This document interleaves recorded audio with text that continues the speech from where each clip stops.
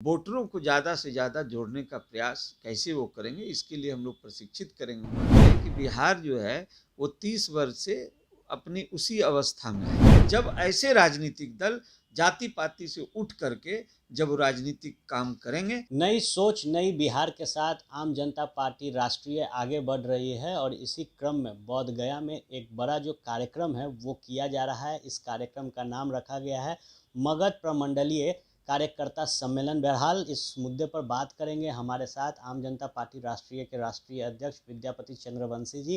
क्या विजन है सर, जो एक बड़ा कार्यक्रम आप लोग मगध में कर रहे हैं? देखिए, अभी हम लोगों के कार्यकर्ता जो हैं उनको प्रशिक्षित करने के लिए और हम लोगों ने बोध गया में जो अंतर्राष्ट्रीय स्तर का कन्वेंशन हॉल अभी नया बना है, उसमें ये कार्यक्रम, जिसकी क्षमता करीब 2 से 2,500 की क्षमता है, उसमें ये कार्यक्रम हम लोगों ने रखा है 7 अगस्त को।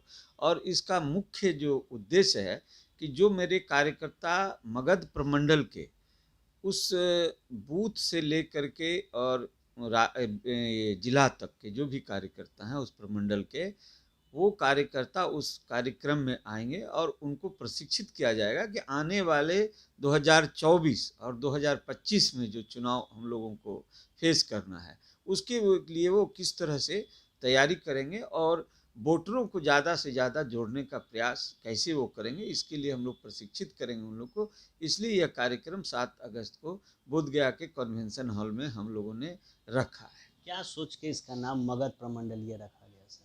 ये मगध प्रमंडल के ही जो मेरे कार्यकर्ता हैं उसके लिए, सिर्फ उस कार्यकर्ता लोगों को ही इसमें प्रशिक्षण देने की बात है। ये मेरा इस तरीके का कार्यक्रम फिर और भी क्षेत्रों में होगा? हाँ, ये प्रमंडलीय कार्यक्रम है और ये जितने प्रमंडल हैं बिहार में, सभी में ये कार्यक्रम सुनिश्चित किया जाएगा और वहाँ के कार्यकर्ताओं को प्रशिक्षित किया जाएगा। तो एक बड़ा सवाल ये है कि एक अलग विजन के साथ आप आगे बढ़ रहे हैं, युवाओं को, शिक्षित लोगों को साथ में जोड़ रहे हैं, तो क्या लगता है कि जाति से ऊपर उठकर जो चुनावी रणनीति आप बना रहे हैं वो कितना सफल होगा? क्योंकि एक चुनावी रणनीतिकार के साथ आप आगे बढ़ रहे हैं, प्रशांत किशोर के साथ भी नज़दीकियाँ बढ़ रही हैं। नहीं, आपने जो कहा है वो सही है कि चूँकि देखिए बिहार की जो परिस्थिति है अभी अभी वर्तमान में आप देख रहे हैं जो परिस्थितियां हैं आज, जो रणनीतिकार प्रशांत किशोर जी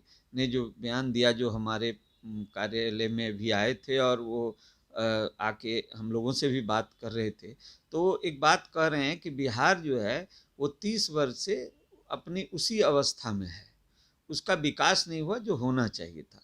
तो चूंकि वो यह भी करे थे कि 7 निश्चय का कार्यक्रम हमने दिया था नीतीश जी को, तो इस तरह की बातें कह रही थी। तो सवाल यह उठता है कि यह खुल करके एक विषय सामने आ रहा है कि बिहार जिस परिस्थिति में थी आज 30 वर्ष से उसी परिस्थिति में है। तो क्या बिहार इस परिस्थिति में क्यों है, इसके लिए परिस्थितियां ऐसी क्यों बनी?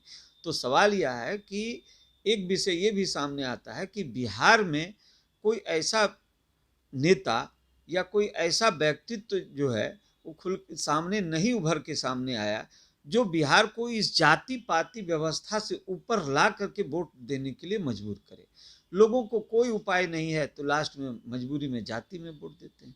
तो अब जब जाति में वो वोट देते हैं तो ये चीज़ निश्चित हो जाता है कि उसके जात का जो लीडर है वो कन्फर्म रहता है कि मेरे जात की संख्या तो ज़्यादा है, अगर मेरे जात की संख्या ही हमको वोट दे दे और कुछ वोट और हम मैनेज कर लें, एक समीकरण बना लें, तो ऐसी परिस्थिति में हम बिहार में सब दिन राज करते रहेंगे क्योंकि मेरा जात तो घटने वाला है।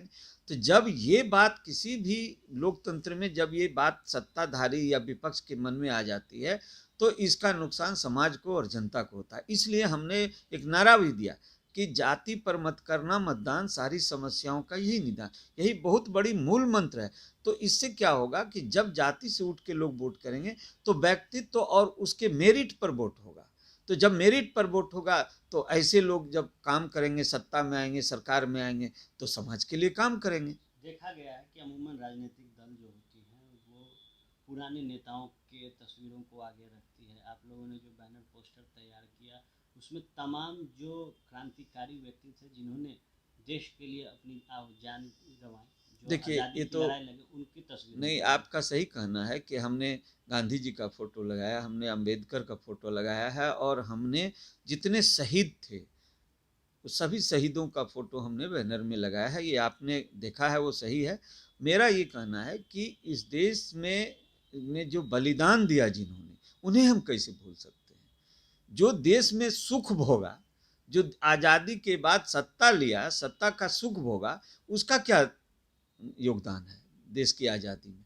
और लेकिन जिसका योगदान है, जिसने जान को कुर्बान कर दिया, इसलिए आज उनकी आत्मा को शांति हो, उसकी आत्मा को शांति होगी यदि इस देश में जैसा भारत वो चाहते थे, अगर उस दिशा में कोई राजनीतिक दल काम करती है तो उसके आत्मा को शांति होगी। इसलिए हम लोगों ने उन्हीं का नाम दिया है। जो सत्ता का सुख भोग दिए हैं उनका फोटो में क्या देना है। ये सब वो सब फिर वही बात चली आ जाती है जातीय आधार पर।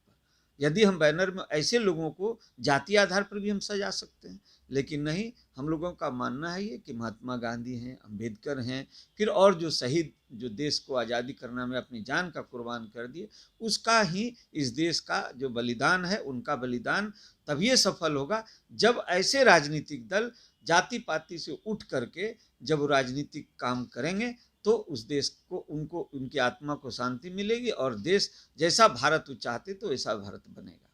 देखिए, जैसा भारत वो चाहते हैं वैसा भारत बनेगा। शहीदों की जो तस्वीरें हैं उसे बैनर पोस्टर में लगाया गया है, और जो टैगलाइन दिया गया है वो नई सोच नया बिहार का है। तो नए सोच नए बिहार में नए चेहरों के साथ उन काम को किया जाएगा जो भारत के लिए शहीद हुए, भारत की आज़ादी के लिए शहीद हुए, और जो विजन महात्मा गांधी, सुभाष चंद्र बोस, चंद्रशेखर आज़ाद और तमाम जो क्रांतिकारी रखते थे, उस विजन के साथ जो बड़ी बैठक है वो बोधगया में आम जनता पार्टी राष्ट्रीय करने जा रही है।